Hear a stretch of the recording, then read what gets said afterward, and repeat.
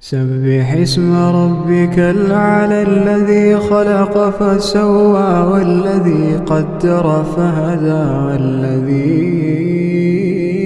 أخرج المرعى فجعله غثاء نحوا سنقرئك فلا تنسى إلا ما شاء الله